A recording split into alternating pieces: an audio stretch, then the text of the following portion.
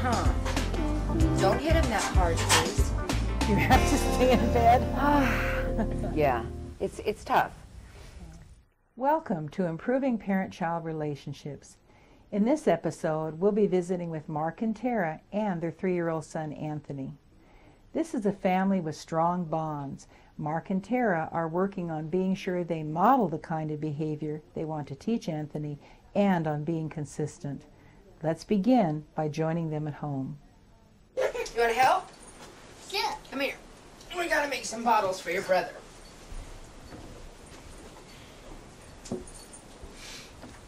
gonna help me with dinner again tonight? Sure. Good. Careful. Way to go, dude. Good job. Thanks. Now, you know my rules. You can sit up here and you can help me. But I can't touch stuff. But you Fully seems to understand the rule, that there is a rule, that he's not to have everything, right? I think it's good that there are rules and that he can tell you. And the reason I mention is it builds my confidence. Instead of telling him what the rules are, you're getting something from him, that he's saying what they are. What are your expectations at that point? Do you believe that he will leave things alone, or that he won't? Or Usually he'll get one warning, Mom said leave it alone. And then the second time that he gets into it, he has to get down and he can no longer help me. You said you give him a warning. Now, it's pretty clear he knows what he needs to do. Do you think he needs to be warned? Mom said don't touch this stuff. No, probably not. I had never thought about that. Yeah, I would guess not. And I think the reason most of us warn anybody is that we hope it'll get better. But I think that since he so clearly understands what it is, that probably you don't need to warn him, and the consequence of doing something he knows he shouldn't do is that he's down off the counter, he's gone. It's the action that's credible instead of another warning. Because what you don't want him to do is to think that, well, I always get a couple warnings. Sure. Because that's hard on you and when you're creating this generous opportunity. Warn a child only when the child doesn't know what to do. Some butter. Sit in there. Good job. You want to do some more?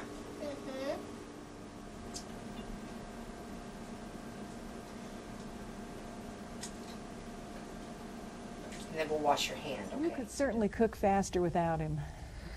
Yeah, I have a lot less, but he loves to put butter in everything, so by the time the meal is done, and this is something that we do every night. Yeah. He helps me with whatever I'm making. That's part of that one-on-one time, because there's no baby and there's no papa. So it's very special with you. But I think it's wonderful that you have made room for him to be with you in a way that he can feel that he contributes, that it makes a difference. It's fun to do with you. And Make special time when children can contribute to family activities. Butter's becoming an issue. So here's what we're going to do. We're just going to move the butter to another counter. Because you won't leave it alone. Mom has asked and asked. Thank you. Okay. Do you want to do the salt and pepper? Yeah. That's perfect. Perfect. Thanks, dude. Yep. So the butter was becoming an issue, and there you are faced with remove him or remove the butter, and you just remove the butter. What I like about that is there isn't any lecturing or talking about it. It's just something you decided to do. It's credible, and it wasn't a further issue. He was okay with it. Act, don't talk, when a correction is necessary. Can I do it? I'll let you try. Okay. I get the potato. I get the potato. Okay, it's kind of tricky though. Okay, let me show you. I don't know how well you're gonna get it. So slinging skins. Okay, I think that's good. Because Mom's freaking out over here. Fun skins. Yeah, fun skins. That makes Mommy really, really nervous. This is wonderful. I was so terrified. You Absolutely. know, I had that alertness. And you not could a see knife. my face. I'm like, That wasn't a knife, people, okay? no, That it's was not a knife. It's a peeler. potato peeler. It's not a knife. But I think what is nice about it is that he asked, you were willing to give him a chance with close supervision to see, and then apparently you decided, I think we're not can't handle ready for this right now. I can't do it. And who knows whether he could handle it or not, but I think you're judging your own apprehension about this. But he did get a chance, and he doesn't seem disrupted, and you're saying no. Right. Allow opportunities for children to push their limits.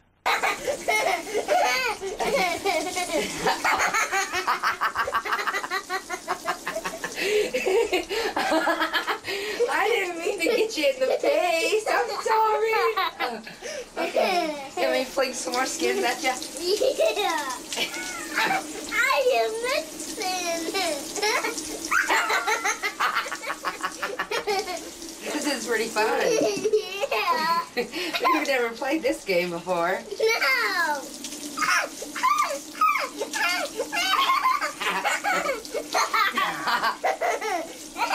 This is just spontaneous with you, yes? I mean, Oh yes, we had never done the potato peels.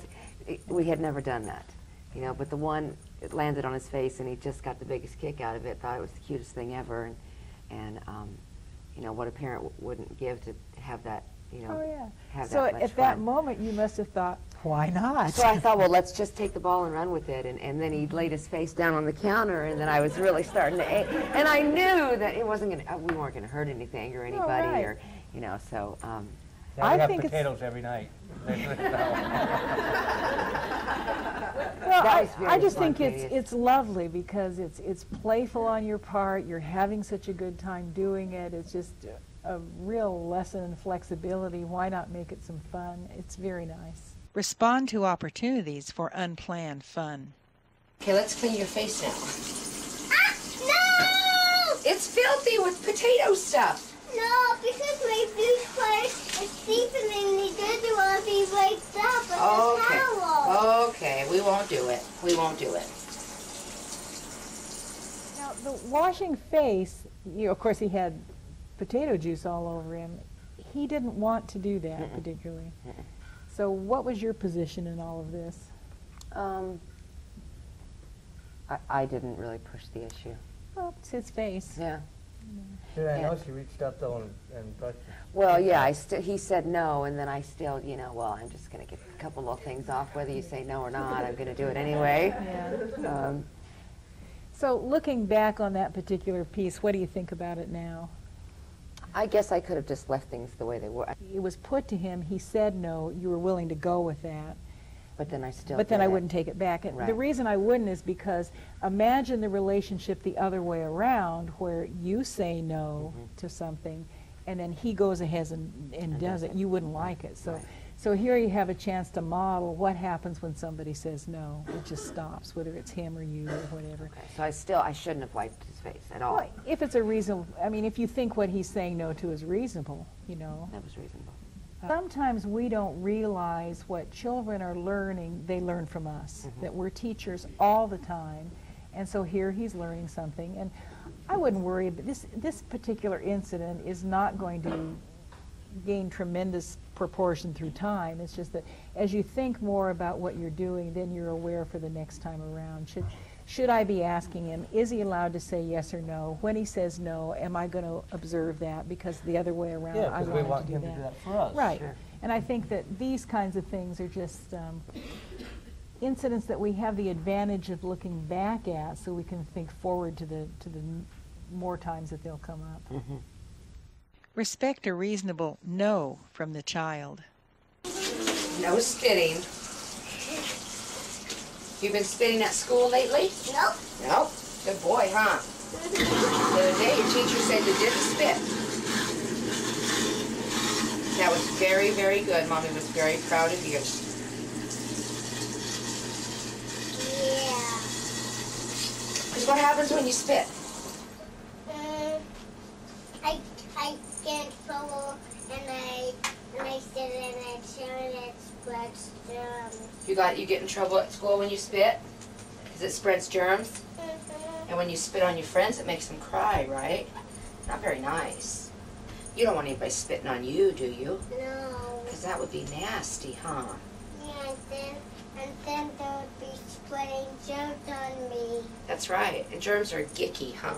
Yeah, and then we have to try to find a way to get them off. A way to get the germs off? Yeah. In this discussion about spitting, I'm gathering that somehow that's been an issue somewhere. It has been at preschool, yes, at preschool. What I like about the situation here is that you don't start out by lecturing him about spitting. That you want to kind of get his thinking on it a little bit, see what he thinks. And you bring up the issue of the germs. I don't know if he knows what that means or not. Well, his teacher told him that, you know, when he... You're more here presenting this as something for him to think about, not so much telling him what he ought to be doing, so that he has that advantage of having thought about it. Right. And I wasn't trying to associate talking to him about the spitting with a negative time. And I saw that we were, you know, we were doing our little nightly cooking and we were having a good time, and so I wanted to talk to him about it when things were positive, when things were going positive. That's very good. He's not in trouble. You're just That's having right. him think it over. And then, of course, there was the irresistible temptation to get that face. Had to get the up. face. I was going to get it. Take time to visit at a calm time. Discuss without lecturing. Build a building. Yeah, build a building. Building, you're done. Put them back in the bucket. Don't just throw them on the ground, put them back in the bucket. You have a mess to clean up right there. Put that stuff away first. You're making the observation the toys need to be picked up, right? And that's the emphasis on the situation. And the conclusion for him to make about that he's the likely one to do it, I think, is just implicit. So the next thing that happened, you kind of did get in the direction a little bit of telling him, but I think he was already doing it. So what I get out of that is some confidence that when you point it out, maybe not 100% of the time, but he will draw the conclusion that's what he needs to do. Point out the needs of the situation rather than telling children what to do.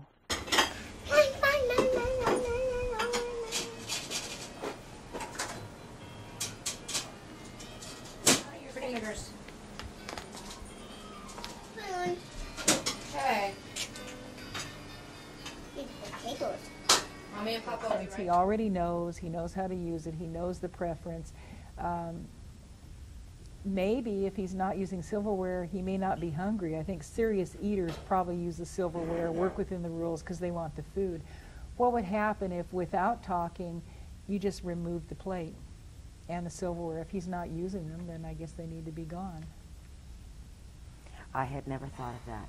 My sense of you is that you're aiming for a higher ground. And the higher ground is, I want him to know that when there is a rule, if it's a reasonable rule, it is going to be followed.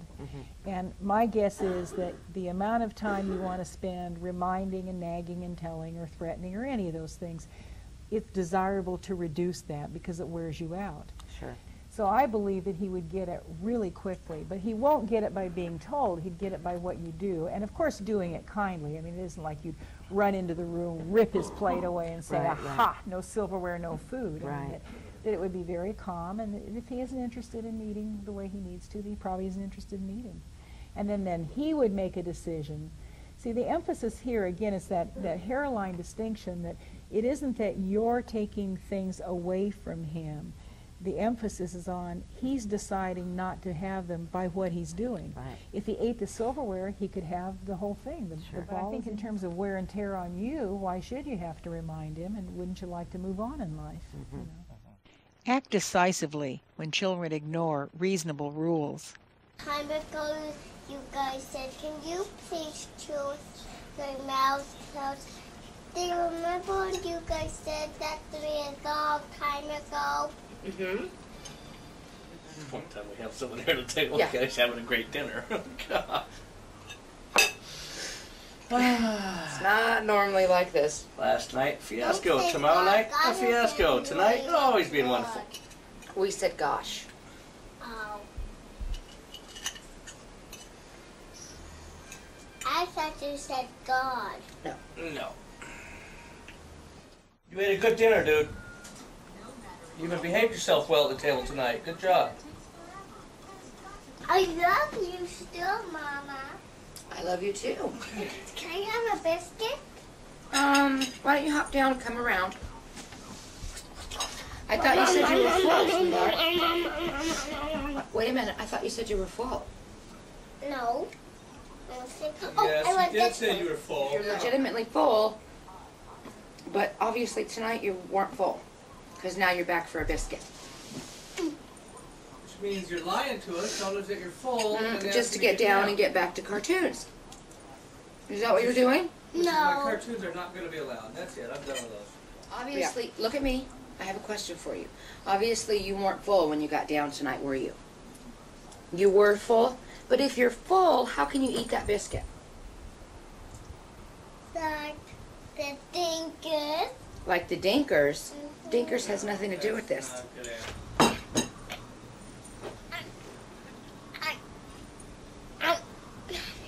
You're full now? What'd you do with the biscuit? Why don't you bring it to me, honey, please? Okay, I don't want you asking for anything else this evening. Do you understand? Nothing out of the... This is a situation that looks simple, but it's actually kind of complicated. So he had finished eating once already. Is that it? I'm full. And he said he was full. So you take that at face value, you believe him. And then later he's asking for something else. Oh, like 2 minutes later. Oh, it was, Yeah. yeah, it was in no time. Okay. Well, people who finish eating and done, you want to take the position, probably that's it. But that he may have fibbed to you, you think, about whether or not you want him to say what is true. Because one of the ways that you help people tell the truth is you act on what they've said as if it's true.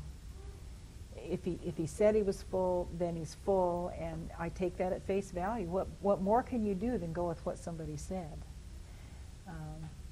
So I don't know if I would have given him that extra biscuit. That was going to be my next question. Do you think once that he I would said- have? Do you think that I should have said no to the biscuit? I do, because he said he was full. It's like the face. He said, washing. Okay, then we won't do that. You say you're full, then I guess that's it. And I don't really believe he would starve to death till morning or whatever. Well, I think the thing about children, I think, one of the things about them is they are tremendous observers of incongruity. They watch what people say, and they watch what people do, and they look to see how they line up. And then they practice that to the extent that they see it. So what you want here is high congruity. What he says is what you take at face value. You act on that. And if he wants something else to be known, then he has to change what he's going to say. I'm not sure I caught this earlier, but in the little piece before this. One time we have someone here at the table. Yeah. Guys having a great dinner. God. Always being wonderful. We said gosh. Oh. I thought you said God. No. This is a really small detail, but he did catch you, huh? That you had said God, and he said, oh, you said God, and he said, no, gosh, that he really did catch you in actually doing that. Yeah, I think he's pretty quick when. Well, again, because of his really quickness, I mean, he's really a smart kid. I mean, I'm sure that he will catch you in all kinds of things like that. For one thing, none of us are that perfect, so he's got a lot of opportunity to catch you, because like everybody else, those are the things we do. Right. What I would encourage you to do, because it's related to his telling the truth thing, I would really look for some opportunities where he does catch you. And then you can say, yep, that's right. And then fess up. And then what he's doing, I think, is he's testing out, do you tell the truth?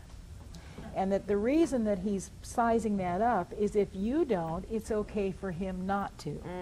So if the greater goal is for him to be truthful, then your language is correct. Yep, I want to fess up, because that's what you want him to be able to do. Oh, sure. I'll play that game. I'll do that with him. Well, I think it's a worthy game. And because you're not that perfect like the rest of us, it'll work. Because that's what you want him to be able to do, is to fess up. The reason to fess up or to be accurate or to tell the truth isn't to do with the relationship he has with the two of you. And that I think that your position then is, I want you to tell me the truth because of how I want us to be together. It's because it's going to be better between us if each of us knows where the other are. So if you look at it that way, it really would be okay for him to catch you saying a swear word or anything else you say, because you have the kind of relationship where he can remind you of that. And it really would be okay for you to say something like, don't tell me you're not hungry if you are, because I act on what you say, and I want to be able to trust you. And trust is built on accuracy and predictability. So you have a great chance here to be a teacher. Encourage telling the truth by acting on what children say. Model telling the truth. Okay, come and sit with me, son. Where you always, come and sit here. Where you always do. He's my big brother. My little brother. We gotta take good care of him, huh? Don't hit him that hard, please. You say something like, don't hit him too hard, then it's on my mind as a 3-year-old that I could hit him hard. You know? Right. And then the problem with someone of that age is they don't have huge numbers of alternatives sometimes. So what I practice is, instead of telling him not to do, and with the expectation that, oh gosh, he's going to do it, because actions follow expectations. His actions follow your expectations. You might want to do something like when you observe that's the trigger. You'd say, you know, I bet what he likes is this. And you kind of take his hand on the, you know, and kind of guide him so that he gets the idea what to do, and it's important that he do it. And that he could get the same recognition from you from doing something positive as he could the attention of, don't hit the baby. I said don't hit, because when you think about it, it's all a way to place himself with you. Right. He's saying, well, you got this baby on your lap, but you're going to focus on me, and if I have to hit him to get you to focus on me, I will. Right. But I was here first, and here you are with this baby, and it's me, me, me, me. So it's okay for him to be the focus, but you want him to be doing something positive. So when you see him do these things, I would offer an alternative to him and point out that it's wonderful that he's able to do that, and to focus on being a big brother instead of somebody being a little baby and liking to be patted. Right. Show children appropriate actions rather than pointing out inappropriate actions. Take a bath, and then we go night-nights, huh? And do you stay in your bed? Answer me. Do you stay in your bed? No, you don't. No, you don't. You get up all hours of the night. No, I don't. I stay in my bed sometimes. Sometimes you stay in your bed, but most times you either come back downstairs, don't pick your nose, or you come into Mommy and Daddy's room. Mommy gets angry when you get up, huh? Yeah.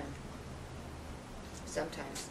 Because you're old enough to stay in your bed all night. As a No. desperate mother speaking, you have to stay in bed. Yeah. It's tough. And what I see is you're mainly focused on reviewing the facts of bedtime with him, where you get up and you do this and you do that. Well, he knows all that. I think what could be different is to focus not on what he has done, what his history is, what he might do, but what you're going to do. That I believe that you're entirely able to go to bedtime, and I want you to know that I'm committed to one goodbye, one good night kiss, and then we're done. You and I are done. I want you to have a good night's sleep. And I actually believe that I'm keeping you up, because when you come to me, I involve myself with you when you should be sleeping. It isn't reasonable. Focus on the actions you will take in the future. Buddy. Wait a minute. Well, I thought Papa said that he already read to you. But I want to. First. Okay? Hi. All right, going for you. Now listen, I don't want you getting up, okay? No getting up in the middle of the night. You need to start staying in your bed. Okay? Can you do that for me? Can you try? Okay, stay in your bed, please. Have sweet dreams. If you decide what a reasonable rule is, and your rule sounds reasonable to me, that we've done all these bedtime things, we've had our stories, we've had our teeth brushing, we've had whatever it is that he's supposed to have, we've had a nice day, we've had a lot of involvement, he's had the opportunity to play with each of you. I mean, I've got to say how impressed I am with your willingness to spend time with him. You have been more than reasonable. I don't think it's reasonable for him to expect entertainment through the night. So what you want him to get is, this is over. Yeah. This is a reasonable thing, and we're going to act like reasonable people and back it up. So if you come out, there isn't going to be any discussion, there isn't going to be any reminding, there isn't going to be any reasoning about how much sleep you need and why you need it. It's going to be a simple escort back into your room, and I'll hold the door shut or get a little hook or do whatever it is that I do for you to stay in there. What I'm not going to do is go round and round with you about this. And my guess is that he is an excellent observer of what you go round and round about and what you don't.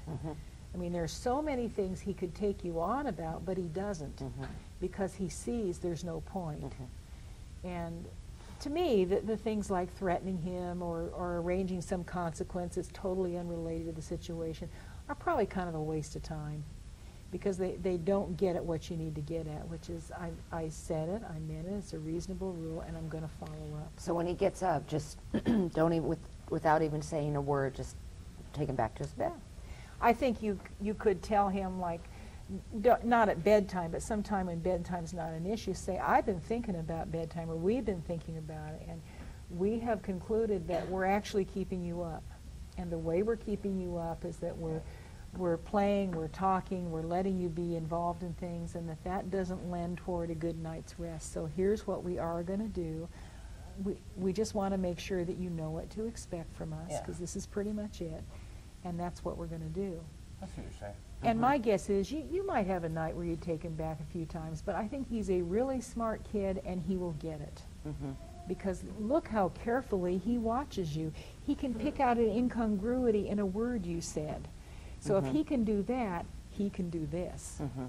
Because it's painting with a broad brush. Yeah. Credibility is what you're establishing here, I think. Yeah. And then again, we're back to the issue of you mean what you say, and then when he says something, I guess he better mean it, because look at the modeling he's getting. Enforce reasonable and simple rules consistently and without additional explanations. Of all the things that we've talked about today, because I think discussion is just dandy, but is there anything that each of you want to focus on as something you're particularly going to pay attention to and work on? I think I'm going to purposely do something to where he's going to say, oh, Papa, you did, and then say, yep, you're right, son, I did. So you're going to work on the wanna do fessing that. up and the Yeah, truth the fess telling. up thing. Get that going. That sounds like a fun game. And I'm going to try to start respecting his boundaries, and when he says The no thing. the no, I don't want my face washed. So you won't be chasing him around the room with a Right. towel on. Right. Well, Respect and the his- reason for doing that is because you want him to respect your boundaries, and the reason for fessing up is you want him to be accurate about what he says. Yeah. So it's a we're being good teachers type thing. Yeah. You can use these principles and skills to improve your relationships with children. Here are some of the main principles from this episode. Make opportunities for children to contribute and push their limits. Have simple rules, then act on them rather than reminding the child. Model for the child the behaviors you want to teach. Show appropriate actions rather than pointing out inappropriate ones. Have fun together.